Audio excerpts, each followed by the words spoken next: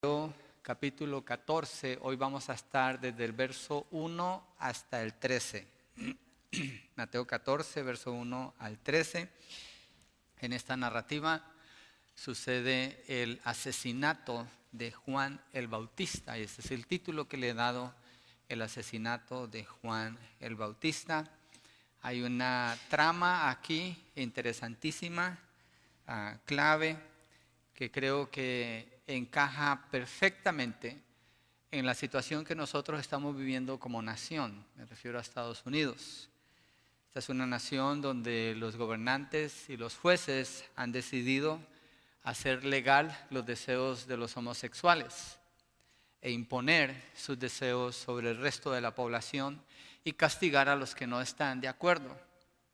También tenemos división racial en el país, tenemos un montón de problemas en el país, falta de respeto a la autoridad, los policías corren más peligro que antes, ahora está todo al revés y el gobierno parece que está bien con eso. Y esta historia que vamos a ver ahora con Juan el Bautista nos puede ayudar si usted piensa en lo que él vivió y cómo él murió y lo que nosotros estamos viviendo y lo que demanda permanecer fieles con el Señor. Y es mi fe que nos ayude a encontrar. Cuando estaba estudiando este texto, es una narrativa. Y cuando es una narrativa, el predicador tiene un poquito más de trabajo que lo normal por ser una narrativa. La razón es esta. Cuando yo encuentro textos en la Biblia donde dice, deja de hacer esto y haz esto, ya tengo la predicación allí. Porque me está diciendo una acción que puedo seguir y como iglesia podemos seguir. Cuando es una narrativa no es así. Cuando es una narrativa, el predicador, o si usted está estudiando el texto, no tiene que ser el predicador, usted tiene que leer y pensar, ¿por qué está esto aquí? ¿Por qué está hablando? ¿Qué tiene que ver esto con el resto de la historia? ¿Qué tiene que ver esto con lo que Mateo quiere hacer en el libro de Mateo?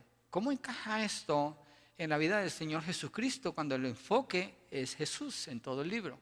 Es probar que Él es el Mesías, que Él es el Rey de Israel. Entonces una narrativa toma un poco más de tiempo. Por eso el libro de los Hechos, que la mayor parte es narrativa, no es un libro fácil de predicar. Es uno de los libros, en mi opinión, que cuesta más trabajo entender cómo presentarlo de una manera correcta que edifique a la iglesia. Entonces no podemos sacar doctrina de la narrativa. Por lo general no podemos sacar doctrina de la narrativa. Es erróneo tratar de sacar doctrina de allí. Pero sí lo que podemos hacer es mirar cuáles son los principios que la vida de estas personas nos dejan ver. ¿Cuál es el ejemplo que podemos encontrar allí? Tal vez no podemos copiar lo que la persona hace en la narrativa, porque es algo de ese tiempo, de ese lugar, pero sí cuáles son los principios que guiaron su vida. Y eso es lo que quisiera que miremos allí. Entonces, acordémonos, no hay ningún mandamiento en estos versos. Vamos a tratar de mirar principios y cómo los aplicamos a nosotros. Es lo que narra Mateo aquí, antes de leer el texto, es la muerte de Juan el Bautista, pero el enfoque no es la muerte de Juan el Bautista. Acuérdese de esto. El enfoque de esta narrativa no es la muerte de Juan el Bautista. La muerte de Juan el Bautista está allí, pero ese no es el enfoque. El enfoque es el Señor Jesucristo. ¿Sí? Está Juan, porque el ministerio de Juan está pegado con el ministerio del Señor Jesucristo. El ministerio de Juan no tiene ningún valor si él no hubiera anunciado el Cordero de Dios. Entonces, las preguntas que ayudan a entender es cómo lo conectamos con el resto del libro, donde Mateo quiere demostrar que Jesucristo es Dios, ¿sí? Y que tiene que ver este profeta del Antiguo Testamento que muere aquí. A este punto, cuando llegamos a este capítulo, Jesús ha sido rechazado por los fariseos. Está haciendo milagros y ellos dicen, Él no echa fuera a los demonios, sino por Belcebú, el príncipe de los demonios. Es el pecado imperdonable. Jesucristo los juzga, les dice lo que viene para ellos, declara que no hay perdón para ellos por lo que han hecho, por el tipo de conocimiento que tienen. Y lo que nos deja ver Mateo es que Jesús es rechazado por ellos. Empieza el Señor a predicar en las parábolas, ya vimos 8 parábolas, la explicación de cada una de ellas. Y al terminar las parábolas, Jesús regresa a Nazaret, lo vimos la semana pasada. Y cuando regresa a Nazaret, los de su pueblo lo rechazan también. Entonces, cuando llegamos aquí al capítulo 14, Jesucristo está rechazado por los fariseos, está rechazado por los de su pueblo, y ahorita vemos que Jesús es rechazado también por Herodes. Y lo vamos a mirar cómo se conecta la muerte de Juan el Bautista con el rechazo que Jesús está recibiendo aquí, y cómo esto marca, esta narrativa marca lo que sigue en el ministerio del Señor Jesucristo y la manera como Él continúa su ministerio aquí en la tierra. Es clave esta parte que vamos a ver. Entonces la narrativa, cuando la vamos a leer, contiene varios personajes. Y al estudiar el texto hay que estudiar cada uno de los personajes y mirar de dónde viene esta persona, por qué está aquí, cómo era esta persona. Y contiene, lo que Mateo narra aquí, contiene infidelidad, divorcio, incesto, intrigas políticas, celos, menosprecio, venganza, lascivia, crueldad, homicidio, brutalidad, violencia, impenitencia y también tristeza genuina. Usted diría, pastor, ¿nos va a predicar una telenovela o qué nos va a hablar aquí? Es peor que una telenovela, créame, en el sentido de lo drástico que es. Ojalá usted no mire telenovelas, es una pérdida de tiempo, porque esos programas solamente exaltan la maldad. Es todo lo que hacen, exaltan la maldad. Aquí no vamos a exaltar la maldad, vamos a ver cómo Mateo denuncia la maldad. Es una cosa completamente diferente. Así que por favor nunca use este texto para decir que usted puede ver eso y honrar a Dios.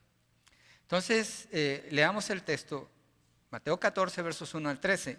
Por aquel tiempo Herodes, el tetrarca, oyó la fama de Jesús y dijo a sus sirvientes: este es Juan el Bautista.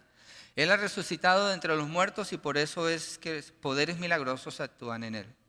Porque Herodes había prendido a Juan, lo había atado y puesto en la cárcel por causa de Herodías, mujer de su hermano Felipe. Porque Juan le decía: no te es lícito tenerla. Y aunque Herodes quería matarlo, tenía miedo al pueblo, porque consideraban a Juan como un profeta. Pero cuando llegó el cumpleaños de Herodes, la hija de Herodías danzó ante ellos y agradó a Herodes, por lo cual le prometió con juramento darle lo que ella pidiera. Ella, instigada por su madre, dijo: dame aquí en una bandeja la cabeza de Juan el Bautista. Y aunque el rey se entristeció a causa de sus juramentos y de sus invitados, ordenó que se la dieran y mandó decapitar a Juan en la cárcel. Y trajeron su cabeza en una bandeja y se la dieron a la muchacha. Ella se la llevó a su madre. Los discípulos de Juan llegaron y recogieron el cuerpo y lo sepultaron y fueron y se lo comunicaron a Jesús. Al oír esto, Jesús se retiró de allí en una barca solo a un lugar desierto. Voy a parar allí, a propósito no estoy leyendo la otra porción del verso 13. Padre, te queremos suplicar ayuda para poder entender esta narrativa que encontramos aquí en Mateo 14. Ayúdanos a tener el corazón abierto y disponible para que tu palabra se quede allí y dé fruto. Ayúdame a mí, Señor, a ser fiel a lo que tú muestras aquí, estar bajo tu autoridad y la autoridad de tu palabra, Dios mío. En el nombre de Jesucristo te lo pedimos. Amén y amén. Entonces, dice el verso 1 y 2, por aquel tiempo Herodes el tetrarca oyó la fama de Jesús. Bueno, quedemos con el 1. Herodes el tetrarca aquí reacciona con temor. Ese es mi primer punto. Mis puntos son bien raros a veces. Tengo una manera rara de hacer los puntos, pero ese es mi primer punto. El rey Herodes reacciona con temor, es lo que vamos a ver en esta sesión, versos 1 y 2. Entonces dice: Herodes el tetrarca oyó la fama de Jesús y dijo a sus sirvientes: este es Juan el Bautista, él ha resucitado entre los muertos y por eso es que poderes milagrosos actúan en él. El libro de Marcos contiene una narrativa paralela donde nos da un poco más de detalles acerca de esto. Miremos en Marcos 6, versos 12 al 13, pero acuérdese, siempre vamos a regresar a Mateo 14, ese es nuestro texto base. Marcos 6, versos 12 y 13. Y de ahí nos vamos a mover hasta el 14. Dice, saliendo predicaban que todos se arrepintieran. Aquí Marcos está narrando que los discípulos de Jesús fueron enviados por él, salieron a predicar, ataban demonios, sanaban enfermos, hacían muchos milagros. Entonces, verso 12 dice, saliendo predicaban que todos se arrepintieran, echaban fuera muchos demonios, ungían con aceite a muchos enfermos y los sanaban. Y el rey Herodes, verso 14, se enteró de esto, pues el nombre de Jesús se había hecho célebre y la gente decía, Juan el Bautista ha resucitado entre los muertos. Por eso es que estos poderes milagrosos actúan en él. ¿Por qué estoy usando la comparación con este texto? Porque Mateo dice que Herodes, el tetrarca, fue el que dijo que Juan el Bautista había resucitado de los muertos. Pero Marcos dice, la gente dice que Juan el Bautista ha resucitado de entre los muertos. Verso 15, pero otros decían, es Elías. Y decían otros, es un profeta, como uno de los profetas antiguos. Verso 16, al oír esto Herodes decía, Juan, a quien yo decapité, ha resucitado. Entonces, está el concepto general que la gente tiene de Juan el Bautista. Y al decir quién es él, refiriéndose a Jesús, piensan que Jesús es Juan el Bautista. O lo que dicen que es un profeta, dicen que es Elías. Todas las comparaciones que ellos usan, que son erróneas porque no es eso, pero son un concepto muy alto. Es decir, el testimonio de Juan el Bautista es un testimonio altísimo en toda la sociedad y en Herodes mismo. Mira lo que dice el verso 17 de Marcos 6. Porque Herodes mismo había enviado a prender a Juan y lo había encadenado en la cárcel por causa de Herodías, mujer de su hermano Felipe, pues Herodes se había casado con ella. Porque Juan le decía a Herodes, no te es lícito tener la mujer de tu hermano, y Herodías le tenía rencor, deseaba matarlo, pero no podía, porque Herodes temía a Juan, sabiendo que era un hombre justo y santo, y lo mantenía protegido. Estos detalles no los encontramos en Mateo. Entonces el concepto que Herodes tiene de Juan es un concepto altísimo, aunque Juan es un enemigo de Herodes, o Herodes más bien es enemigo de Juan, ¿sí? Entonces, lo que vemos aquí, el testimonio de Juan resalta inmediatamente, pero no quiero que perdamos de vista esto. Verso 1, me regresé a Mateo 14. Voy a tratar, estaba orando, Señor, ayúdame a que no sea confuso porque tengo que usar muchos personajes y mucha historia. Pero voy a tratar de mantener el enfoque en lo que el texto está presentando. El verso 1 es clave y el verso 13 es clave. Verso 1, porque por aquel tiempo Herodes el tetrarca oyó de la fama de Jesús. Ok, el tema que está tratando Mateo es Jesús. Es Jesús. Verso 13, al oír esto Jesús se retiró de allí en una barca solo a un lugar desierto. Y ahí concluye esta porción de la narrativa. Ahora en el medio, cuando vemos el verso 2 hasta el verso 12, habla de Juan el Bautista, explicando por qué Herodes piensa que Jesús es Juan el Bautista. Pero el tema que estamos viendo es Jesús. ¿Está bien? ¿Nos ayuda esto? Ok, mantengamos esto en mente, ¿sí? Y vamos a hablar del testimonio de Juan el Bautista, pero en realidad el enfoque es Jesús. Ok. Entonces, vemos esa historia paralela allá. La fama de Jesús es conocida por Herodes a este punto, un poquito tarde en realidad, porque Jesús ha hecho miles de milagros.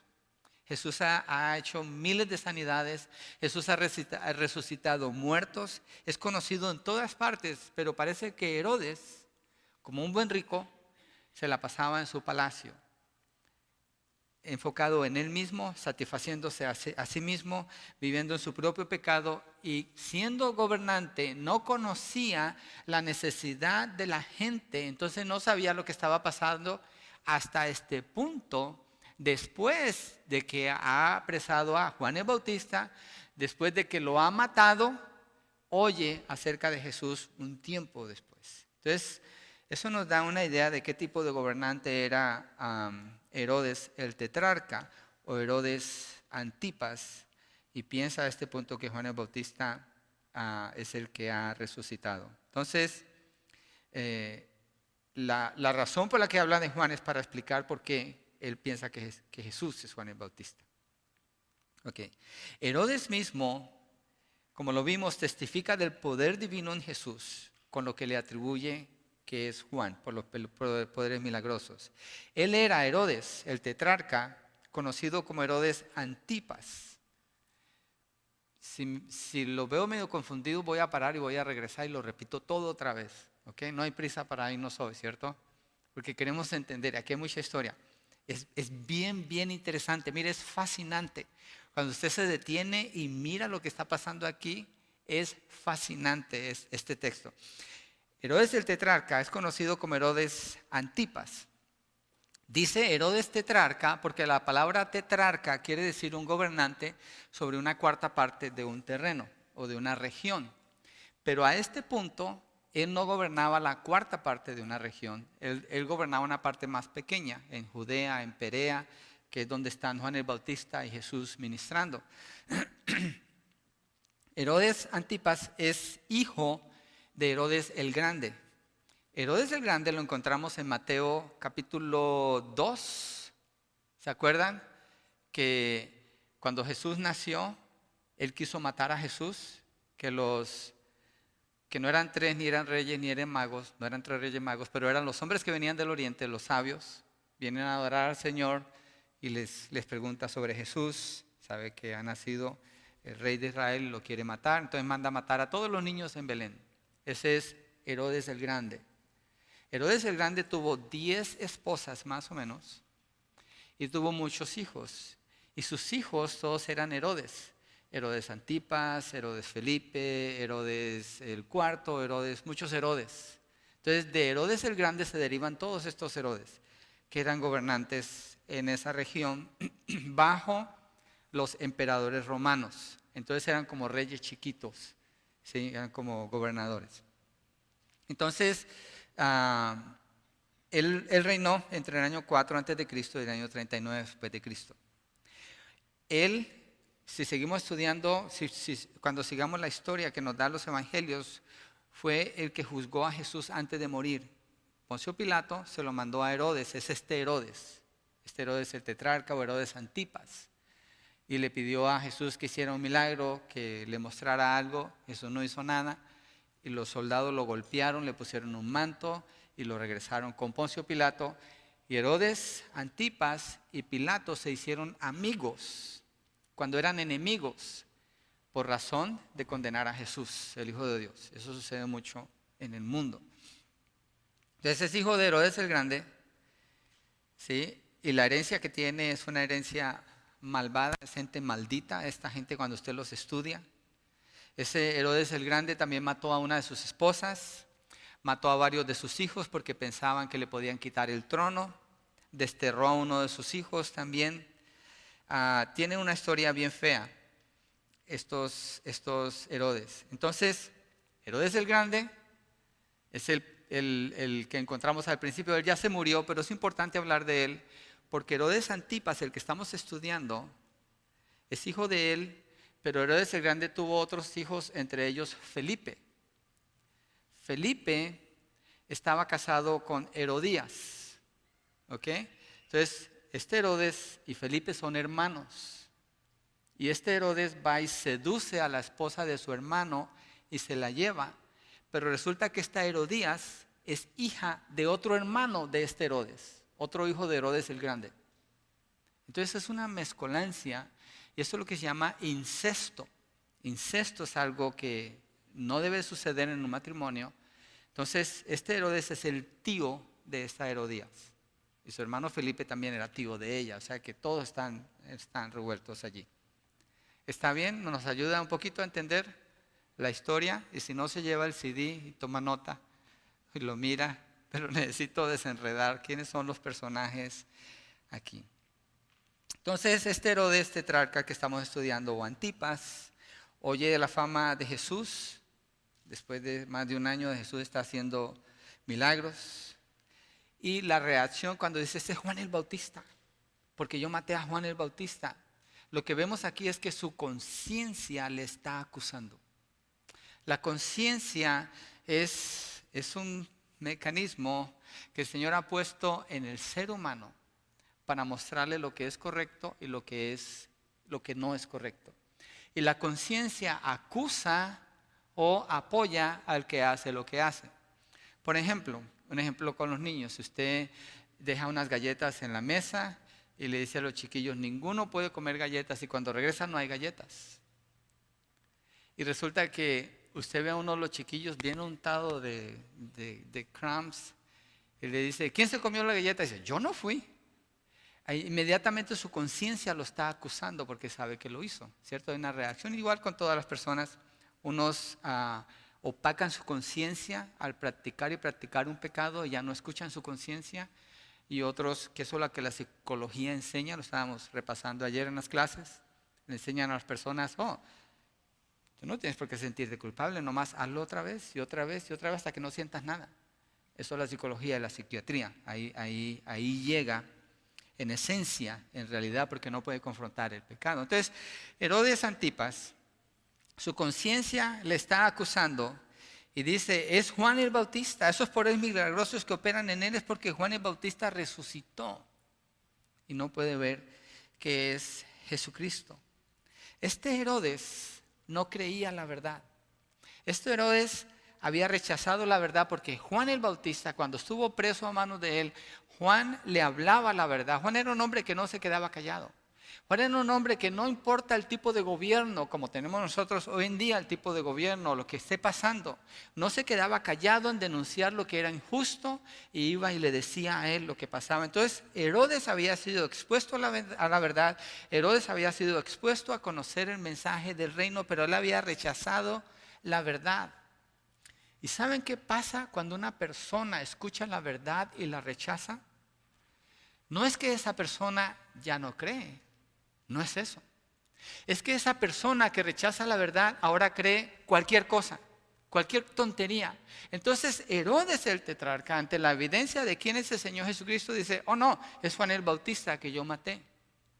Y sus supersticiones y su incredulidad lo llevan a creer las tonterías que el populacho está creyendo aquí, o el montón de gente en su ignorancia están diciendo de quién es él, hablando como si Juan el Bautista hubiera resucitado cuando la evidencia apuntaba para otra cosa.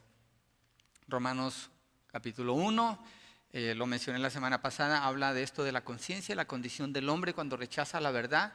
Dice que siendo necios se hacen como sabios. Creen cualquier cosa, por eso creen la evolución. Por eso creen que un meteoro cayó, por eso otros creen que es un cristal que trajeron unos extraterrestres y lo dejaron aquí en la tierra y de ahí surgió la vida. Otros creen que era un caldo. Bueno, cualquier tontería. En Colombia diríamos cualquier bobada.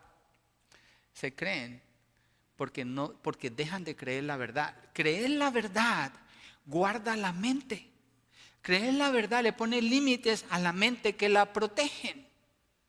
Pero cuando se deja la verdad a un lado, ya no hay esos límites, ya no hay esa protección. Entonces se cree cualquier tontería. Pero ellos saben que Dios existe, ellos tienen una conciencia de que son culpables delante de Dios, pero se hacen necios y tienen el corazón entenebrecido, y así es la vida de Herodes.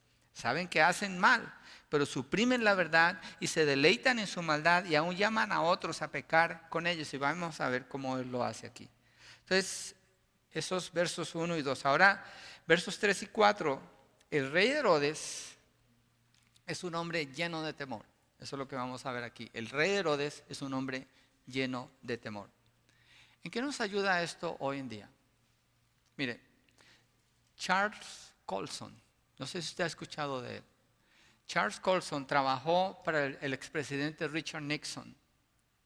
Él no era cristiano en ese entonces. Richard Nixon fue quitado de la presidencia por el Watergate, pasó algo ahí, pero era el presidente.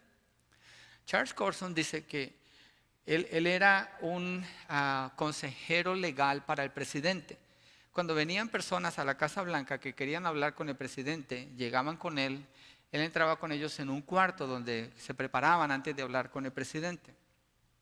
Y las personas cuando estaban en ese cuarto, él dice que estas personas hablaban y repasaban y decía, y le voy a decir al presidente y tiene que oír y él tiene que hacer algo con esto. Bien gallos, bien así, muy leones ahí. Entonces dice que después venía otra persona que trabajaba en la Casa Blanca y los llevaba a la oficina del presidente para que hablaran con el presidente Richard Nixon. Dice que cuando entraban allí, los leones se convertían en ovejas.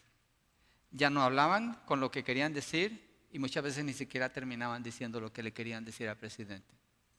Y dice Charles Colson que lo más triste era que los peores de todos eran los líderes religiosos que llegaban a la Casa Blanca. Pero Juan el Bautista no era uno de esos. Juan el Bautista le tenía temor a Dios, no a Herodes, aunque él sabía que Herodes lo podía matar. Para nosotros hoy en día es, si estuviéramos en la Casa Blanca con el presidente y debemos mostrar respeto porque la palabra así dice, ¿qué haríamos? ¿Pararíamos de predicar el evangelio? ¿Tendríamos temor a ese hombre o le tuviéramos temor a Dios? Bajémoslo un poco más. En la escuela, con el principal de la escuela, ¿nos paramos a decir eso? ¿Con los maestros nos paramos a decir eso? O si estamos ante alguna autoridad y hay necesidad de decir la verdad, ¿qué hacemos?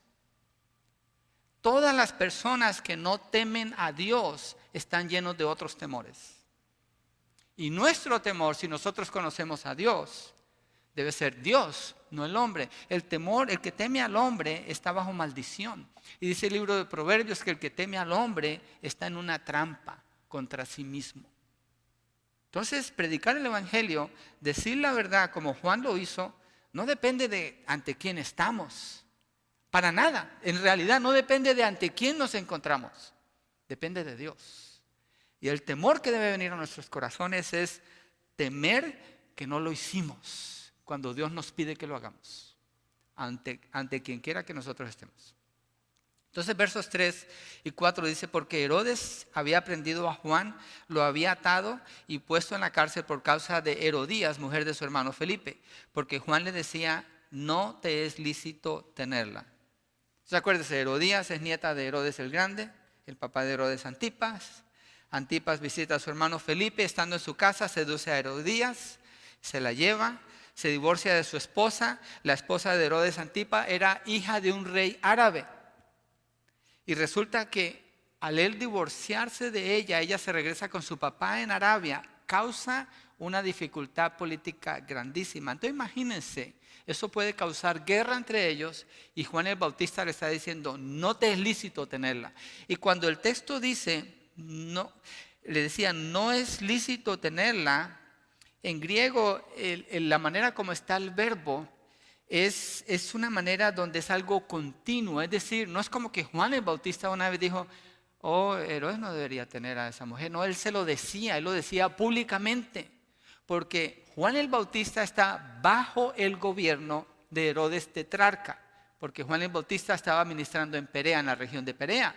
Entonces hay una obligación con ese gobierno y él está dejando saber la verdad allí. Eventualmente, si hubo una guerra entre ese rey y Herodes Antipas, él venció a Herodes Antipas y los romanos lo defendieron y por eso se pudo mantener allí.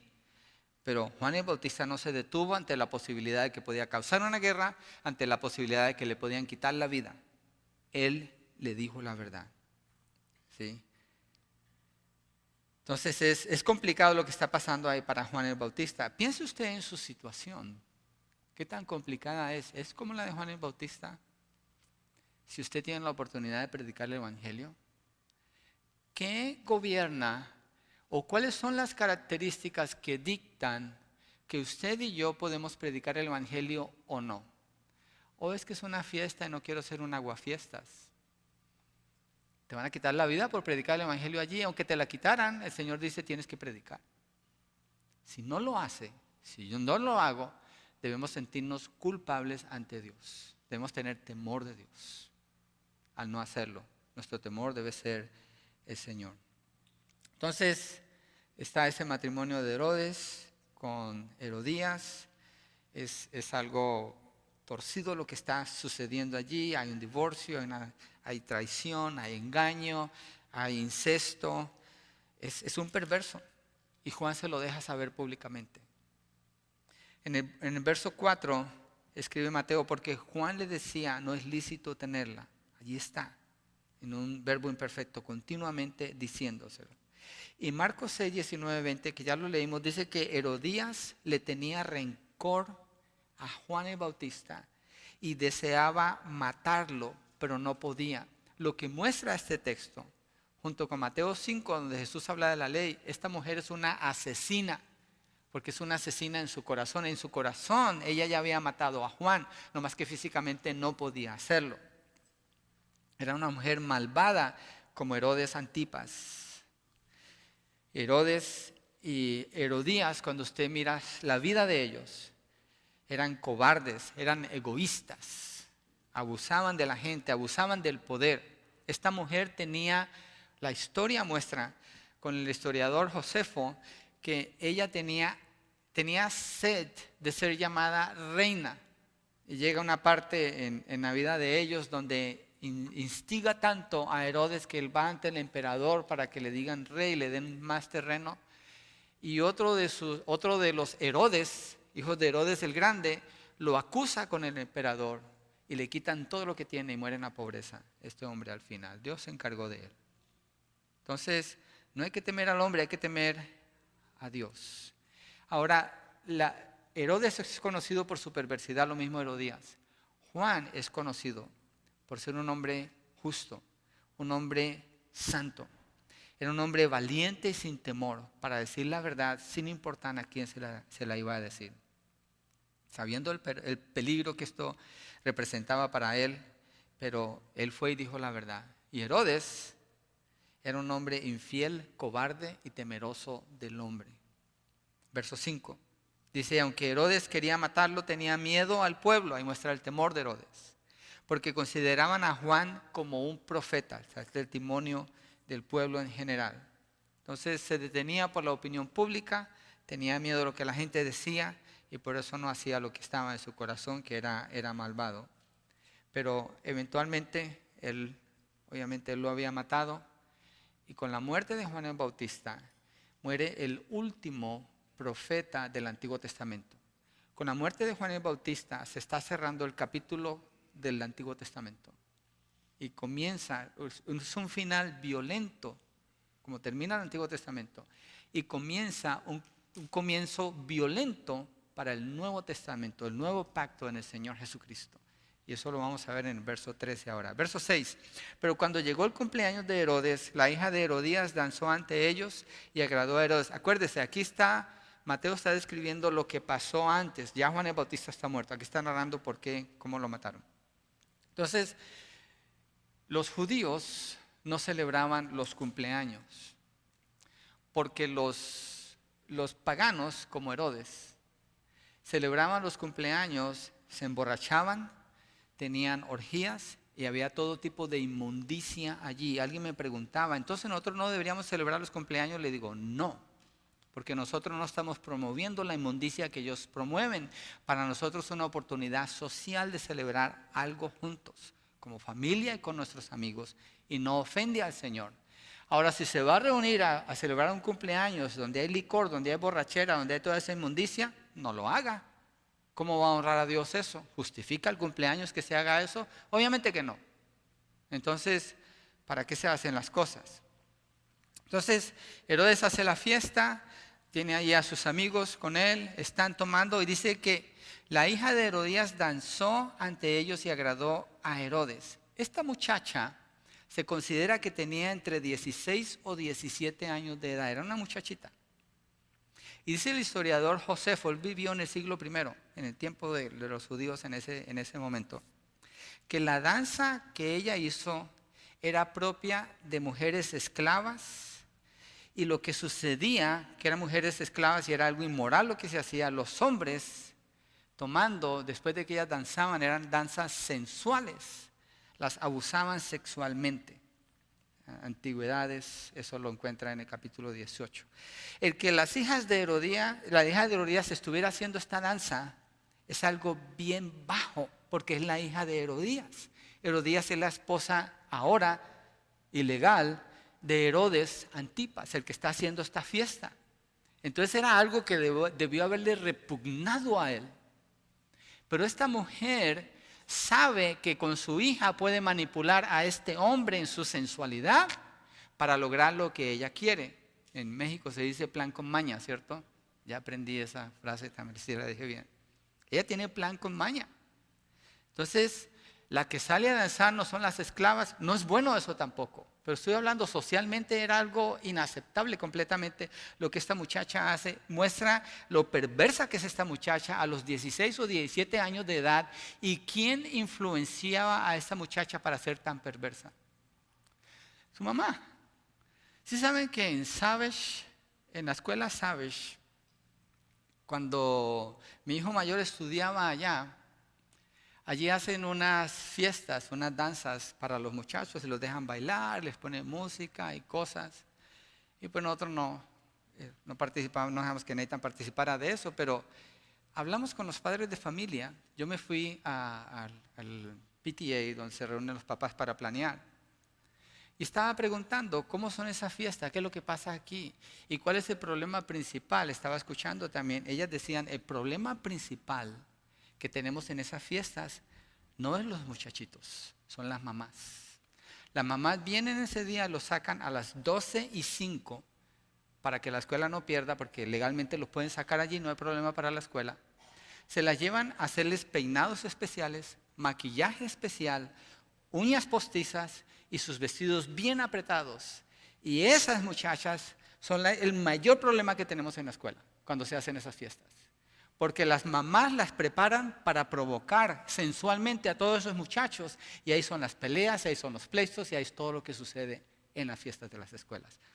No estamos lejos de lo que estamos viendo. A veces podemos mirar una narrativa así. ¡Ah, qué gente tan perversa! Mira lo que hacían. ¿Y tú? ¿Y yo? No podemos tomar el texto, la narrativa, con una postura hipócrita y decir, oh, estos paganos, mira lo que ellos hacían. Necesito revisar qué es lo que yo hago. Necesito darme cuenta qué es lo que yo hago. Revise qué es lo que usted hace delante del Señor. Ojalá el texto nos confronte y podamos corregir algunas cosas que puede que están mal. Eso usted sabe y Dios. Yo no estoy hablando de nadie en particular, estoy hablando del texto y cómo aplica para nosotros el día de hoy. Entonces es algo perverso lo que esta muchacha va a hacer allí. La mamá la alimenta para que ella llegue a esa perversidad de los 16 años. Seduce a Herodes, está feliz con sus amigos en su borrachera. Y en el verso 7 dice que después que fue complacido con eso, dice, por lo cual le prometió con juramento darle lo que ella pidiera. Otra parte del carácter de Herodes, era un hombre tonto. Era un tonto, en Colombia diríamos un bobo. Es que Santiago, como anduvo por aquí, me revolcó los dichos colombianos ahora. Pero era un tonto. Le prometió con juramento darle lo que ella pidiera. En el libro de Marcos dice que le dice, te doy hasta la mitad de mi reino. Es tonto lo que le está haciendo. Juramento de borrachos, es un juramento tonto. Es tonto lo que hace. Y solo se está luciendo por quedar bien con sus invitados. Así que él mismo se ata con ese juramento. En el verso 8, Marcos da más detalle. Marcos dice que esta muchachita corrió con su mamá y le dijo, mamá, ¿qué le digo? Me está diciendo que me da hasta la mitad del reino. ¿Qué quieres que le diga? Y la mamá le dice, aquí dice verso 8, instigada por su madre, dijo, dame aquí en una bandeja la cabeza de Juan el Bautista. A mí me dan ganas como de vomitar cuando leo el texto. Es repugnante lo que está sucediendo aquí. Que una muchachita de 16, 17 años estén pidiendo la cabeza de un hombre que todos saben que es inocente, que es santo, que es justo. Es repugnante lo que contiene esta historia aquí. Pero también hay que considerar que en ese tiempo era común esta barbaridad, esta barbarie que hacían. Y hago énfasis en eso, porque sabemos que hay un problema mundial ahora con cosas así y debemos verlo siempre con repugnancia, jamás aceptar eso como algo normal. No lo es. Qué horrible. Qué horrible lo que está sucediendo aquí. Le pide que mate a Juan el Bautista. No es un secreto la inocencia de Juan. Pero el plan de Herodías, que es una asesina en su corazón, es una mujer egoísta y lo que busca es lograr su propio propósito, y cuando hay alguien estorbando lo tiene que quitar. Manipula toda la situación, usa a su propia hija con algo sensual e impuro sexualmente para lograr matar a Juan el Bautista, y lo logra. Verso 9 dice que aunque el rey se entristeció a causa de sus juramentos y de sus invitados, ordenó que se la dieran la cabeza de Juan el Bautista, y mandó decapitar a Juan en la cárcel. Y trajeron su cabeza en una bandeja y se la dieron a la muchacha, y ella se la llevó a su madre. Yo cuando pienso en una bandeja, pienso en un plato de comida, pienso en, no sé, una soda, si alguien toma soda, pero no la cabeza de una persona, jamás. Esta es una parte que culturalmente es un choque para nosotros pensar en algo así. Pero en ese entonces, cuando hacían eso, llevar la cabeza era algo de mucho orgullo, porque se mostraba que se había logrado un propósito contra un enemigo. En muchos casos seguramente que era justicia, pero aquí no lo es. Pero dice que Herodes se entristeció. Spurgeon, en su comentario al libro de Mateo, usa un término que me hizo recordar cosas que escuchaba de pequeño de mi mamá. Dice, son lágrimas de cocodrilo. A veces decía, estás llorando puras lágrimas de cocodrilo. Pues le pegó al otro, ya se lo fregó, ahora está llorando porque ahora le va a caer a él. Pero son lágrimas de cocodrilo, porque cuando le iba a pegar, los cocodrilos se cree que lloran unas lágrimas antes de partir en pedazos al que se van a comer. Entonces, la tristeza que siente Herodes Antipas aquí es una tristeza superficial, no es real, porque si fuera real se hubiera detenido de matarlo. Manda a decapitar a Juan en la cárcel, le traen la cabeza, muere el último profeta del Antiguo Testamento. Se cierra así la puerta del Antiguo Testamento con violencia, se abre la puerta con violencia para el Nuevo Testamento, porque esto está muy de cerca relacionado con el Señor Jesucristo. Acuérdese, nuestro enfoque es el Señor Jesús, es el enfoque que Mateo da. Estamos mirando la historia de Juan porque él pone en el medio qué fue lo que pasó con Juan el Bautista. Así que Juan murió siendo un hombre justo. No se detuvo nunca en anunciar la verdad. Fue un hombre valiente. No se detuvo ante un gobernante perverso que tenía el poder para matarlo.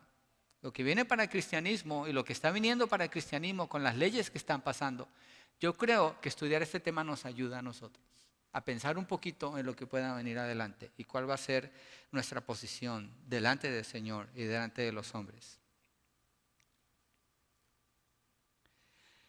En el mundo que vivimos se puede hablar mucho, pero en la realidad se hace poco.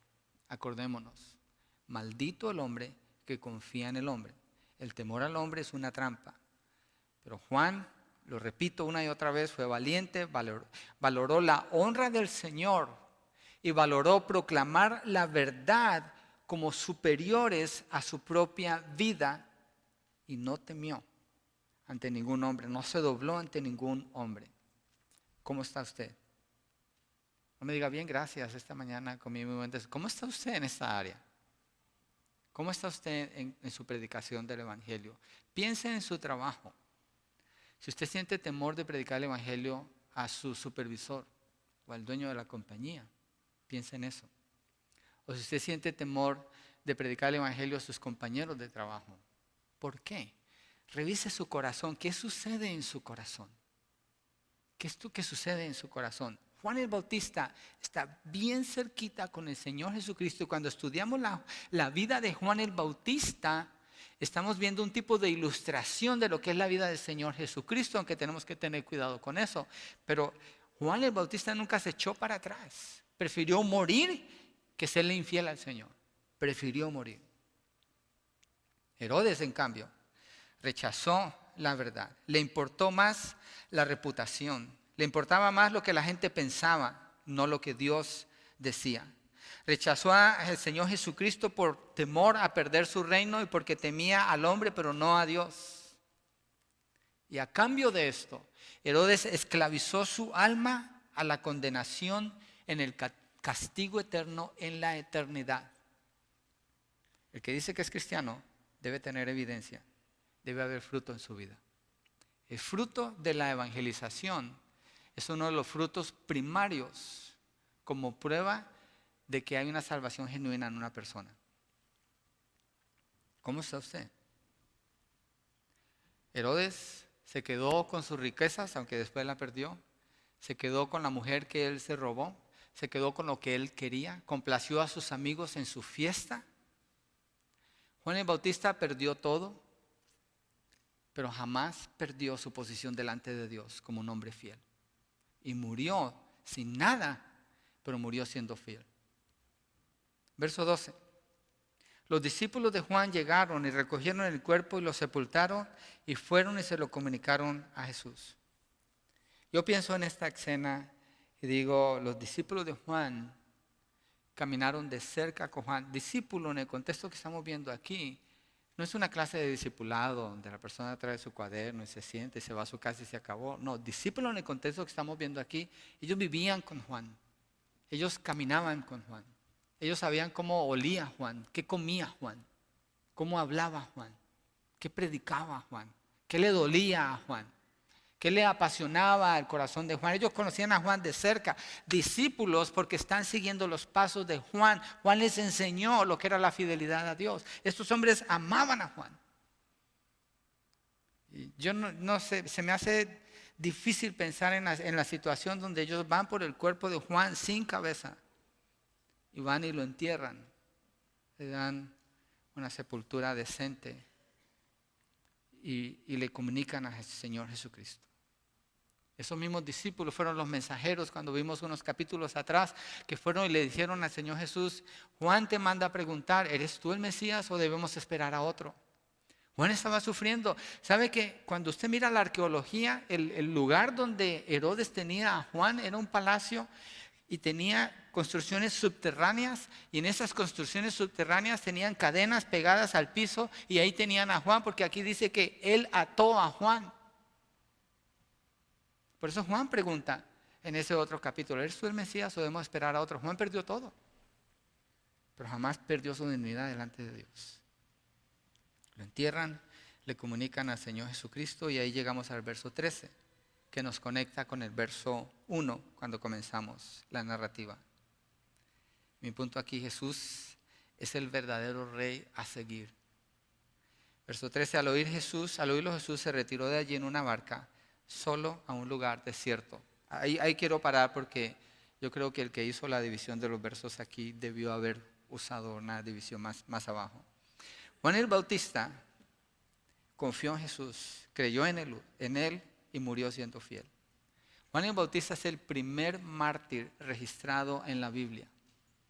Y Jesús, al oír la noticia, sabe lo que viene y dice el libro de Marcos que se retiró no solo, sino con sus discípulos a un lugar a solas. No dice que hablaron, no dice que hicieron, pero seguramente Jesucristo, entendiendo lo que está sucediendo aquí, el final violento de Juan el Bautista, el que está más cerca de Jesús es Juan el Bautista, el que anunció al Cordero de Dios. Él sabe que eso es lo que sigue con él. Eso es lo que sigue con el Señor Jesucristo. Y él seguramente está preparando a sus discípulos para lo que viene a la vida de ellos. Y si estudiáramos más adelante la vida de los discípulos que el Señor llamó, Judas lo traicionó, fue reemplazado por Matías, todos ellos murieron como mártires, así como Juan el Bautista murió, a excepción del apóstol Juan, que murió en el exilio, en una isla. Pero todos ellos murieron muertes violentas. El Antiguo Testamento termina violentamente cuando muere el último profeta y comienza con una perspectiva de violencia para el Señor Jesús y para todos sus seguidores. Una de las promesas que el Señor Jesucristo le hizo a sus seguidores, y es sorprendente que muchos cristianos cuando hablan de las promesas de Dios no quieren mencionar esta promesa, pero Él les prometió, les prometo que por mi nombre tendrán aflicción aquí en la tierra. Les prometo que lo van a tener. Es una promesa del Señor. Y créanme, el Señor es fiel. No hay que buscarla. Él se encarga de eso. Y el punto aquí es: no hay que temer. Hay que temer a Dios. En la forma como eso venga, en la forma como eso llegue, usted no se preocupe. Usted le sirve a Dios, es fiel con Él. Y si Él le permite libertad y no pasar por eso, es cosa de Dios. Entonces Jesús prepara a los discípulos. Yo creo que Jesús nos está preparando aquí. Nos preparó a leer sus escrituras con 8 parábolas donde tuvimos mayor entendimiento de qué es el reino de los cielos, cómo funciona el reino de los cielos, qué pasa cuando se predica la palabra, qué es lo que sucede aquí en la tierra, cuál es el plan de Dios. Tenemos esa formación, Iglesia del Valle Central. Vimos cuando Jesús es rechazado en su propia tierra, lo hemos experimentado mucho de nosotros, con nuestros familiares. Ahora nos movemos al verso 14, es rechazado por el gobierno. Lo estamos experimentando con las leyes que se están poniendo sobre nosotros. Mire, en Colombia le acaban de dar el premio Nobel al presidente Santos. Yo le saqué una foto a mi gato, que mi gato hace posiciones bien raras, y está así. Y le pongo: ¿Santos? ¿El premio Nobel de la Paz? Como que el gato no la puede creer. Así lo puse en mi página de Facebook. Yo no lo podía creer, yo me quedé con la boca abierta cuando escuché eso. ¿Sabe qué ha hecho ese presidente? ¿Qué tiene que ver con los gobernantes? Nada, es un problema para ese país. Los guerrilleros han estado en guerra contra el gobierno por 52 años, porque cuando yo nací se agarraron a balazos. 52 años, yo tengo 52 años. Y el gobierno les dijo: entreguen las armas. Y ellos dijeron: no, ¿qué? Las entregamos, ustedes entréguenos el gobierno, el dominio, el poder. ¿Y sabe qué está haciendo ese presidente? Exactamente eso, dándole lugar a 10 en el Congreso de los Estados Unidos. ¿Sabe qué significa eso? Los guerrilleros son los que matan a los pastores en Colombia. Son los que tiran sus cilindros para que exploten en las congregaciones de los creyentes en Colombia. ¿Qué significa eso para la iglesia en Colombia? ¿Los van a acabar o se las van a poner bien difícil? ¿Y qué tiene que hacer el cristiano en esa situación? Juan el Bautista, Dios nos da el ejemplo de Juan el Bautista. Estamos viviendo tiempos difíciles y no piense que Estados Unidos está fuera del alcance de eso. Ya estamos viendo ataques terroristas aquí. La televisión no quiere usar el término terrorista porque está dominada por este gobierno perverso como el gobierno de Herodes, que no quiere llamar las cosas como son. Pero no nos podemos quedar callados en predicar el evangelio. Yo no estoy tratando de levantar un movimiento político, no. Pero debemos respetar el gobierno, pero decir la verdad de lo que está pasando. La injusticia que se está haciendo. Y no podemos celebrar como el mundo está celebrando. No podemos. Y esperamos que se mejore entonces el país, que se pongan las cosas y que entonces la iglesia tenga la influencia. No, no es eso lo que prometió el Señor. El Señor Jesús jamás nos prometió esta tierra. Nunca la prometió. Nunca. Él prometió el reinado milenial, donde esta tierra es transformada a través de la gran tribulación. Pero no nos prometió esta tierra. Aquí no es nuestra esperanza. Aquí no es nuestro lugar definitivo. Pablo dice que estamos de pasada, que nuestra ciudadanía está en el cielo, que nuestra esperanza está en orar: venga a nosotros tu reino, hágase tu voluntad. Y mientras que eso sucede, como Juan el Bautista, tenemos que salir y predicar el evangelio. Tenemos que salir y hacer discípulos para el Señor Jesucristo. Eso es lo que tenemos que hacer. Se están poniendo las cosas malas y se van a poner peor. Usted estudia las guerras que hay, la ciudad de Alepo, por ejemplo, en el Medio Oriente. Es una locura. Es una locura el revoltijo que hay allí, la gente que está peleando allí. El gobierno no tiene la respuesta para nada. No la tiene, nunca la ha tenido y nunca la tendrá. Entonces el creyente lo que debe esperar es el reino. Venga a nosotros tu reino. Juan el Bautista, por eso le mandó a preguntar al Señor Jesús cuando estaba vivo: ¿eres tú el Mesías o vamos a esperar a otros? Porque la lucha para él era si Jesús venía a quitar el imperio romano y a poner el gobierno terrenal aquí en la tierra. Jesús le dice: yo soy, mira las pruebas, esto es. Pero no es como tú esperas, no es como usted espera. Estados Unidos no es una nación cristiana. No es. No lo es. Nunca lo ha sido. No existe ninguna nación cristiana en el planeta Tierra. No existe tal cosa. Existe el reino de Dios. Y esperamos y clamamos y oramos por el reino de Dios. Pero no ponemos nuestra esperanza en ningún gobernante aquí en la tierra. No podemos. Porque le tendríamos que dar la espalda al Señor y levantar una bandera de algo de aquí que el Señor no va a respaldar. Juan el Bautista no se dejó amedrentar por los gobernantes perversos que habían sobre él. Dijo la verdad. Y él sabía que le iba a costar la vida. Y murió predicando la verdad. Todos los discípulos del Señor Jesucristo, cuando dice aquí en el verso 13 que el Señor se retiró, y en Marcos dice que se retiró con sus discípulos, obedecieron al Señor. Ninguno de ellos negó al Señor. Murieron valientemente predicando el evangelio, gobernantes perversos sobre ellos. Herodes, por su lado, siguió los placeres del mundo, su propio razonamiento, sus propios temores, y terminó perdiendo su alma. Juan perdió todo privilegio terrenal, terminando sus últimos días en la cárcel y luego decapitado, pero ganó la vida eterna al confiar en Jesús y dar fruto con su vida de obediencia, fidelidad y valentía al predicar la verdad. ¿Cuál fue el enfoque de Juan? Jesús. Fue el Señor Jesús. Y eso es lo que Mateo quiere mostrar aquí. Cuando empieza diciendo que Herodes el tetrarca oyó la fama de Jesús y lo conectó con Juan. Ellos estaban muy cerca, no era Juan.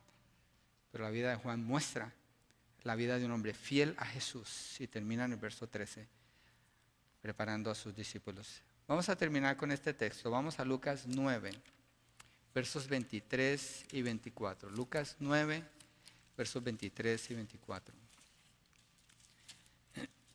Yo creo que esa narrativa nos ayuda a entender por qué cuando predicamos el evangelio nunca presentamos las promesas de Dios. Jamás. No debemos de. Cuando le estamos a alguien presentando, hablando de Dios a una persona que es un inconverso, alguien que no cree en Cristo Jesús, no debemos presentar ninguna de las promesas de Dios. Porque todo lo que hay de parte de Dios para cada uno de ellos es juicio, maldición y condenación eterna si no se arrepienten. Entonces lo que predicamos es arrepentimiento para que vengan a obedecer al Señor Jesús y una vez que estén en Cristo participen de todas las bendiciones de Dios, del amor de Dios, de la presencia de Dios en sus vidas, el Espíritu Santo, la vida de Cristo manifestándose en ellos, sin negar la realidad de que esta narrativa que acabamos de ver presenta el riesgo que significa para alguien seguir al Señor Jesucristo en el mundo. Así es. Así es. Aquí hemos tenido mucho espacio y hasta donde el Señor nos permita, yo no ando esperando que venga violencia contra nosotros, pero si viene, los textos de la Biblia me ayudan a ser más conscientes para que no pase lo que pasó en muchas iglesias en Colombia. Cuando los guerrilleros empezaron a tirar sus cilindros que explotaban y mataban cientos de personas cuando estaban juntos cantando, que perdieron a sus familiares, perdieron lo que tenían y perdieron toda su esperanza porque el evangelio que escucharon era que Dios los iba a prosperar aquí, que ellos nomás tenían que proclamar. Tú proclama que tú estás sano y entonces vas a estar sano. Tú proclama que vas a tener y vas a tener. El Señor te va a dar porque eres hijo del rey. Eran mentiras. Y cuando vino la persecución no les quedó nada, nada. Eran la gente más miserable que había. Un líder decía, ojalá nunca les hubieran predicado ese evangelio. Pero cuando se conoce la verdad y vienen esos ataques y se espera lo que la Biblia dice que puede suceder, no perdemos la esperanza porque no hemos perdido nada. No importa lo que perdamos aquí, no hemos perdido nada si estamos en Cristo. Y esa fue la vida de Juan. Y esto es lo que Jesús dice aquí para cerrar todo el mensaje, Lucas 9, 23 al 24. Y decida a todos, si alguno quiere venir en pos de mí, niéguese a sí mismo, tome su cruz cada día y sígame, porque el que quiera salvar su vida, la perderá, pero el que pierda su vida por causa de mí, ese la salvará. El Rey que es digno de seguir es el Rey Jesucristo, el Hijo de Dios. Él es el verdadero Rey. Él es el verdadero gobernante al que debemos seguir de todo corazón y dejar todo para seguirlo a Él. Vamos a orar. ¿Por qué no nos ponemos de pie y cerramos con una oración?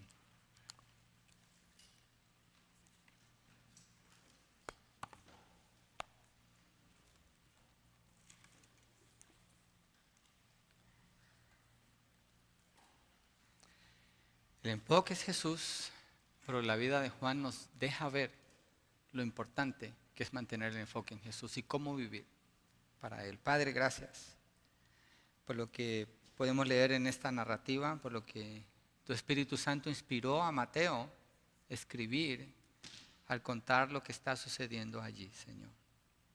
Estuvimos en primera fila, como espectadores de primera fila, observando lo que sucedió allí hace 2000 años. Creemos que es exactamente como está narrado aquí, Señor.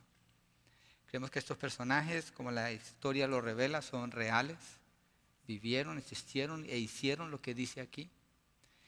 Y más allá, vemos lo que tú nos quieres enseñar al mostrarnos esta narrativa en este texto, Señor. La vida de un hombre que fue fiel hasta la muerte y jamás paró de dar la verdad. El testimonio de sus propios enemigos era su bondad, su justicia, su santidad, su fidelidad, su valentía. Porque su enfoque fue Jesús. Porque lo que nos enseña el texto es que Jesús es el Rey. Tú eres nuestro Rey, Señor. Tú eres el que nos ha salvado, el que moriste en la cruz por nosotros. Y tú eres el que nos dice que solamente existe una manera de seguirte. Y es una obediencia total a ti, a tu señorío. Es una disposición total en humillación a renunciar a nuestro razonamiento, a nuestras propias conclusiones, a nuestros propios pensamientos y a establecer en nuestras vidas tu verdad, tu palabra. Ser renovados por medio del entendimiento y dedicar nuestros cuerpos a servirte a ti, negarnos a nosotros mismos y servirte a ti porque tú eres el Rey. Tú fuiste rechazado aquí, completamente en toda área en esa sociedad de los judíos, pero seguiste siendo el Rey. Y no te echaste para atrás, pero al contrario, preparaste a tus discípulos para lo que venía, para que murieran predicando la verdad, y así fue, Señor. Tú has prometido aflicción para nosotros, en todo tiempo lo has prometido, Señor. No sabemos cómo es eso, cómo viene, no necesitamos provocarlo tontamente, pero sí necesitamos ser fieles a ti. Permanecer predicando el Evangelio. Que seamos conocidos por personas justas, fieles, obedientes a Dios y valientes para predicar el Evangelio.